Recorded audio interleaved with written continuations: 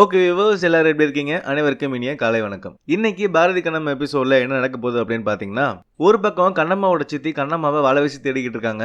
அவங்க தேடுறது மட்டும் இல்லாம அவங்க போற ஆட்டோல இருக்கிற ஆட்டோக்காரனை போட்டு உயிரை வாங்கிக்கிட்டு இருக்காங்க. யோ வேகமா போயான்னு, ஏமா இது ஆட்டோ, இது இவ்வளவுதான் போகும் அப்படின்னு ஆட்டோக்கார் கடுப்புல பேசிக்கிட்டு இருக்காரு. இருந்தாலும் இவங்க அடங்குற மாதிரி தெரியல, அப்படியே தான் பேசிக்கிட்டு இருக்காங்க. அடுத்த சீன்ல பாத்தீங்க அப்படின்னா கண்ணம்மாவோட சித்தி அஞ்சலிக்கு கால் பண்ணி விசாரிச்சுக்கிறாங்க. என்ன எங்க இருக்கீங்க? கோயில்கிட்ட போயிட்டீங்களா இல்லையா? பாரதி வெண்பா கழுத்துல தாலி ஈலி கட்டிட போறான், எப்படியாவது இந்த கல்யாணத்தை நம்ம தடுத்து நிறுத்தணும் அப்படின்னு பேசிக்கிறாங்க.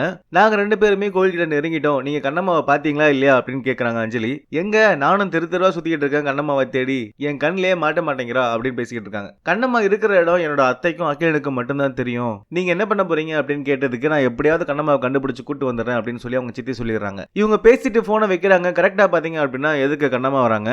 ஆட்டோவை அவசரமா நிப்பாட்டிட்டு போய் கண்ணம்மாவை பிடிக்கிறாங்க. என்ன கண்ணம்மா எங்க போயிட்டு இருக்க, உனக்கு விஷயம் தெரியுமா அப்படின்னு சொல்லி நடந்த விஷயம் எல்லாத்தையும் சொல்லிட்டு இருக்காங்க. நீங்க ஒருத்தி குத்துக்கள் மாதிரி இருக்க, அங்க வந்து பாரதி வெண்பா கழுத்துல தாலி கட்ட போறான் அப்படின்னு சொல்லி சொல்றாங்க. இந்த விஷயத்தை கேட்ட உடனே கண்ணம்மா ஃபர்ஸ்ட் ஷாக் ஆகுறாங்க.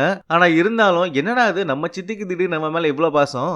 நேத்து வந்து அக்கேன் அஞ்சலி எப்படி கேட்டாரோ கிட்டத்தட்ட அதே மாதிரி தான் கண்ணம்மாவை இன்னைக்கு அவங்க சித்தியை கேட்கறாங்க. Why blood same blood matter தான். ஆனா என்னதான் இருந்தாலும் நம்ம பிரச்சனை அப்புறமா வச்சுக்கலாம், அது வேற பிரச்சனை. இந்த மாதிரி நடந்துச்சு அப்படின்னா உன்னோட வாழ்க்கையே நாசமாயிடும், வா உடனே கிளம்பி போலாம் அப்படின்னு கையை பிடிச்சி இழுத்துக்கிட்டு குடுகுடுன்னு கூட்டி ஓடி போறாங்க.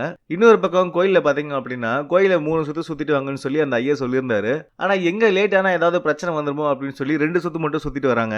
அப்ப அந்த ஐயர் வந்து கேக்குறாரு, கோயில வந்து 3 சுத்து சுத்துனீங்களா, அதாவது பரிகாரத்தை வந்து 3 சுத்து சுத்துனீங்களா அப்படின்னு சொல்லி கேக்குறாரு. அதுக்கு பாரதி என்ன சொல்றாரு அப்படின்னா, இல்ல 2 சுத்து தான் சுத்தணும்ன்றாங்க. ஆனா வெண்பா இல்ல சுத்திட்டோமே, எல்லாம் சுத்தி முடிச்சிட்டோமே அப்படின்னு சொல்லி மழுப்புறாங்க. கல்யாணம் நடக்க போறது உங்களுக்கு, என்கிட்ட போய் சொல்லி எதுவும் ஆக போறது கிடையாது. நீங்க ஏமாத்துறது என்ன இல்ல இந்த சாமியை, நல்ல நேரம் வரதுக்கு இன்னும் 5 நிமிஷம் டைம் இருக்கு, தயவு செஞ்சு போய் ஒரு தடவை சுத்திட்டு வந்துருங்க அப்படின்னு சொல்லி முடிச்சிடறாரு. வெண்பாவும் வேற வழியே இல்லாம திருன்னு முழிச்சுக்கிட்டு போய் சுத்த போறாங்க.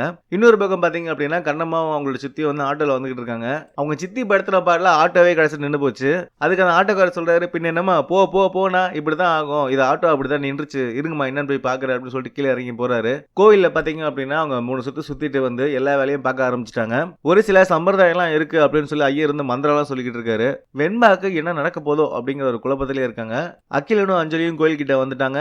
கண்ணம்மாவும் உங்க சித்தியும் அந்த ஆட்டோ நடு ரோட்ல நிக்குது. அடுத்ததா பாத்தீங்க அப்படின்னா ஒரு வழியா வந்து தாலி எடுத்து ரொம்ப நேரம் யோசிச்சு அதை வெண்பா கழுத்துல கட்ட போறாரு பாரதி. கரெக்டா உள்ள என்ட்ரி கொடுத்து பாரதி வெண்பா கழுத்துல தாலி கட்டதை நிப்பாட்டுறாரு அகிலனும் அஞ்சலியும். டேய் என்னடா இதெல்லாம், இவ்வளவு கல்யாணம் பண்ணிக்கிறதுக்கு இங்க வந்து நிக்கிற, அப்ப கண்ணம்மா நீ யாரா அப்படின்னு சொல்லி கேக்குறாரு அகில். ஐயரே அவனுக்கு ஏற்கனவே கல்யாணம் ஆயிடுச்சு தெரியுமா உங்களுக்கு அப்படின்னு சொல்லி அகில் வந்து ஐயரை பத்தி கேக்குறாரு.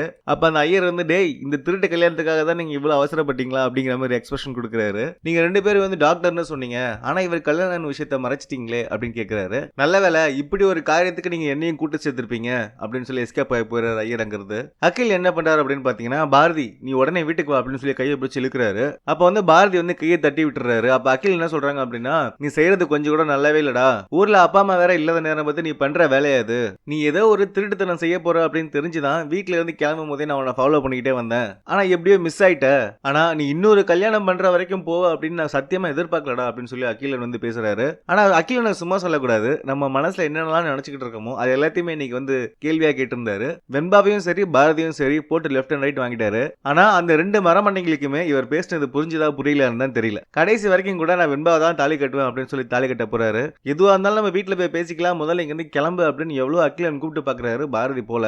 வெண்பாவா எவ்வளவு கேட்க முடியுமோ அவ்வளவும் கேட்கிறாரு. நீ எல்லாம் ஒரு நல்ல ஃப்ரெண்டா இருந்தா என்ன பண்ணிருக்கணும், ஒருத்தன் தப்பு பண்ணும் போது உன்னோட தப்பை எடுத்து சொல்லி, இல்ல நீ தப்பு பண்ற நீ போய் உன் பொண்டாட்டி கூட தான் சேர்ந்து வாழணும் அப்படின்னு எடுத்து சொல்லிருக்கணும். ஆனா அதை விட்டுட்டு கை தட்டி என்கரேஜ் பண்ணா என்ன அர்த்தம்? எங்களோட குடும்பத்துல வர எல்லா பிரச்சனைக்குமே நீதான் காரணம், பாரதியும் கண்ணம்மாவும் பிரிஞ்சிருக்கிறது கூட ஒரு முக்கியமான காரணமே நீதான், ஆக மொத்தத்துல எல்லா பிரச்சனைக்குமே ஆணி வேறே நீதான் அப்படின்னு சொல்லி அகிலன் வந்து பயங்கரமா அக்யூஷன் பண்றாரு வெண்பாவை. உனக்கு கல்யாணம் பண்ணணும் அப்படின்னு ஒரு கல்யாண ஆசை வந்துச்சு அப்படின்னா வேற ஏதாவது ஒரு நல்ல பேச்சுலரா பார்த்து புடிடி, எதுக்கு ஏற்கனவே கல்யாணம் ஆன ஒருத்தனை வந்து கல்யாணம் பண்ண வந்திருக்க, நீ எல்லாம் ஒரு பொண்ணா அவளே இவளேன்னு பயங்கரமா கேள்வியும் கிளிக்கிறாரு. ஆனா இது எதையுமே கேட்காம பாரதி என்ன பண்றாரு அப்படின்னா, நான் ஒரு முடிவு எடுத்துட்டேன் வெண்பா, நான் உன்னதான் கல்யாணம் பண்ணிக்க போறேன், யார் வந்து தடுக்கிறான்னு பாப்போம் அப்படின்னு சொல்லி தாலி கட்ட போறாரு வெண்பாவோட கழுத்துல. அகிலன் தடுத்தும் அதையும் மீறி வந்து அவர் தாலி கட்ட போறாரு. கரெக்டா அந்த டைம்ல பாத்தீங்க அப்படின்னா கண்ணம்மாவும் அவங்களோட சித்தியும் வந்து கோயிலுக்குள்ள என்ட்ரா வராங்க. மறுபடியும் வெண்பாவோட கழுத்துல தாலி கட்டுறத பாரதி நிப்பாட்டுறாரு. அங்க இருக்கிற எல்லாருமே திருன்னு ஒருத்தர் முடிஞ்ச ஒருத்தர் பார்த்து முடிச்சுக்கிட்டே இருக்காங்க. அதோட இன்னைக்கான எபிசோட் முடிவுக்கு வருது. நேத்து போட்ட ப்ரோமோல கூட எனக்கு கொஞ்சம் எக்ஸ்ட்ரா காமிச்சிருந்தாங்க, ஆனா இன்னைக்கு நடக்க போற எபிசோட்ல இவ்வளவுதான். சோ சனிக்கிழமை வரைக்கும் நேத்து போட்ட ப்ரோமோ வச்சு வச்சு மட்டுமே ஓட்ட போறாங்க நல்லா தெரிஞ்சு போச்சு. சோ என்ன நடக்க போகுது அப்படிங்கிற விஷயத்தை நம்ம பொறுத்து இருந்து பார்க்கலாம். இந்த வீடியோ உங்களுக்கு பிடிச்சிருந்துச்சுன்னா லைக் பண்ணுங்க, உங்க ஃப்ரெண்ட்ஸ் கிட்ட ஷேர் பண்ணுங்க. மேலும் வீடியோக்களுக்கு எங்க சேனலை சப்ஸ்கிரைப் பண்ணி பக்கத்துல இருக்க பெல் ஐகானையும் கிளிக் பண்ணுங்க. தேங்க்யூ.